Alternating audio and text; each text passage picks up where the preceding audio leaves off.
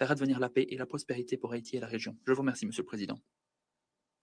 Je remercie le représentant des États-Unis d'Amérique de son intervention et je vais m'exprimer en tant que représentant du Brésil.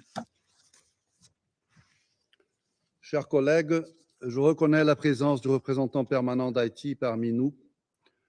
Le Brésil remercie les États-Unis et l'Équateur pour leur travail inlassable en tant que co-facilitateurs de cette résolution.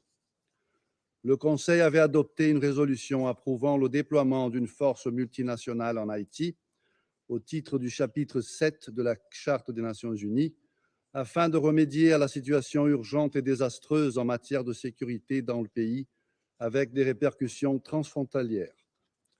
Aujourd'hui, le Conseil a adopté par consensus le renouvellement du régime de sanctions appliqué à l'encontre de ceux qui soutiennent la violence dans le pays.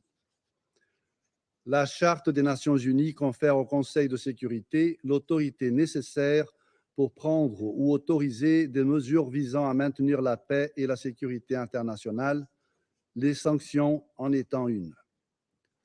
En tant que mesure de dernier recours après que des solutions moins coercitives ont été épuisées, les sanctions peuvent être légitimes et efficaces lorsqu'elles sont créées de manière multilatérale, stratégiquement ciblées et conçues pour avoir un impact minimal sur la population civile.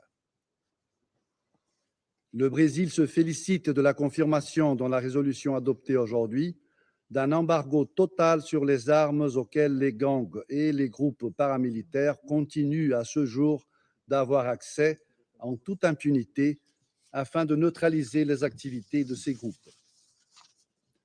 En ce qui concerne les sanctions multilatérales, le Brésil est toujours prêt à évaluer les demandes d'inclusion de nouveaux noms dans la liste de sanctions, à condition qu'elles soient fondées sur des arguments solides et bien documentés.